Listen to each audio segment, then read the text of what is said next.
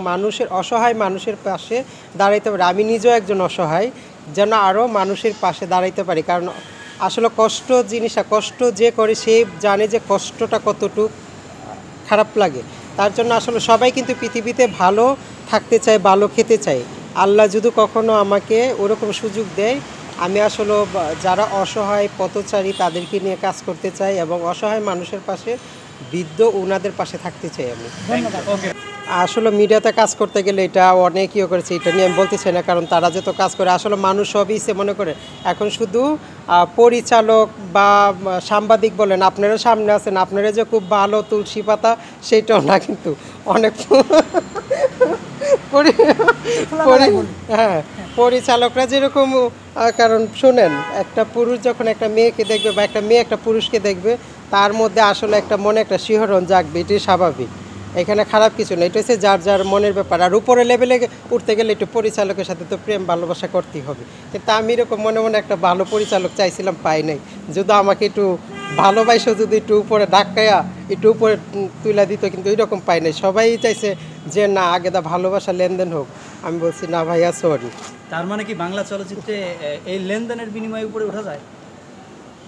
এটা শুধু বাংলা চলচ্চিত্র, এটা অল বিশ্বের মধ্যে। এখন পৃথিবীতে শুনেন, উপরে লেভেল উঠতে গেলে মামা দাদা কেউ থাকতে হবে, বড় ভাই মামু থাকতে হবে, এইটাই স্বাভাবিক। এখন আপনি একটা সাংবাদিক, এখন মনে করেন আমি এতগুলা বয়স দিচ্ছি, এখানে অনেকগুলো আছে, সবাই যে আমার বয়সটা একদম উপর লোককে পচাবে এটা না। কারো চোখে ভালো লাগলে হয়তো আমাকে কিছু পাবে না আমার কাছে, তারপরে বলবে কি দূরু জেনিফারকে দিয়ে আজকে একদম সবার চোখে চোখে যেন জেনিফার থাকে।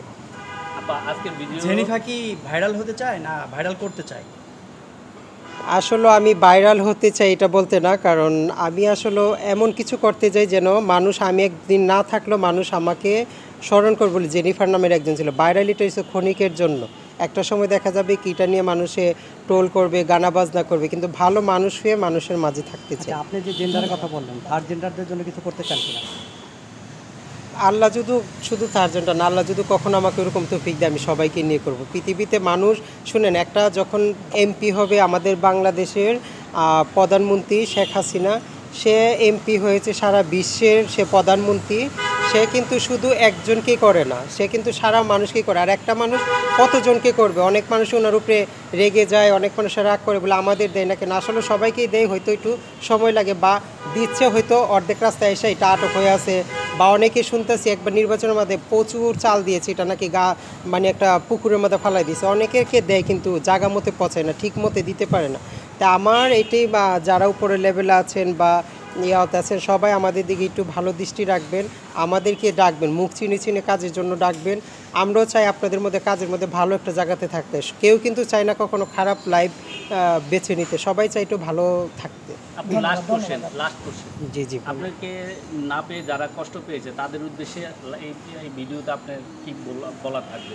আচ্ছা, যাই হোক, কারণ মানুষ শোনেন, পৃথিবীতে মানুষ কখন কাকে ভালোবাসে, একটা মানুষ দেখবেন একটা কেউ ছেলে বন্ধু করে সারা জীবন কাটিয়ে দেয়। হয়তো আমাকে অজান্তে বা জানতে কেউ ভালোবাসতে পারে, বা অনেকে আমার পাশে দাঁড়াইছে, হয়তো তাদের কথা আমি রাখতে পারি না, তারা আমাকে টাকা পয়সা দিক যে কোনোভাবেও আমার আর্থিক অবস্থা শুনে আমাকে হেল্প করেছে, হয়তো আমি তাদের কথা রাখতে পারি নাই।